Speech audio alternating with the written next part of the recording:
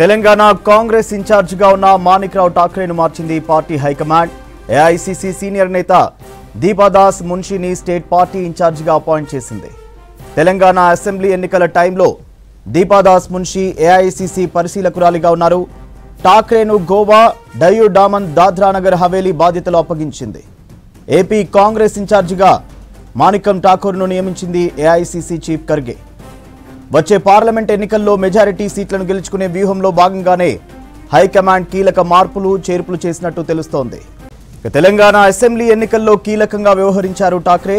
సీట్ల కేటాయింపు, అసంతృప్తులకు బుజ్జగింపులు, మిత్రపక్షాలతో పొత్తులు, సీట్ల లెక్కల విషయంలో అన్నీ తానై వ్యవహరించారు.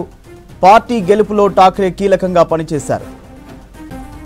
తెలంగాణ కాంగ్రెస్ ఇన్ఛార్జిగా ఉన్న మాణిక్రావు ఠాక్రేను మార్చింది పార్టీ హైకమాండ్. ఏఐసీసీ సీనియర్ నేత దీపాదాస్ మున్షిని స్టేట్ పార్టీ ఇన్ఛార్జిగా అపాయింట్ చేసింది.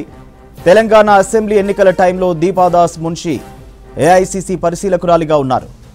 ఠాక్రేను గోవా, డయ్యూ డామన్, దాద్రా నగర్ హవేలీ బాధ్యతలు అప్పగించింది. ఏపీ కాంగ్రెస్ ఇన్ఛార్జిగా మాణిక్యం ఠాకూర్ను నియమించారు ఏఐసీసీ చీఫ్ ఖర్గే. వచ్చే పార్లమెంట్ ఎన్నికల్లో మెజారిటీ సీట్లను గెలుచుకునే వ్యూహంలో భాగంగానే హైకమాండ్ కీలక మార్పులు చేర్పులు చేసినట్టు తెలుస్తోంది.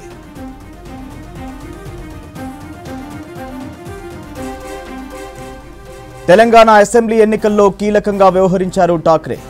సీట్ల కేటాయింపు, అసంతృప్తులకు బుజ్జగింపులు, మిత్రపక్షాలతో పొత్తులు, సీట్ల లెక్కల విషయంలో అన్నీ తానై వ్యవహరించారు.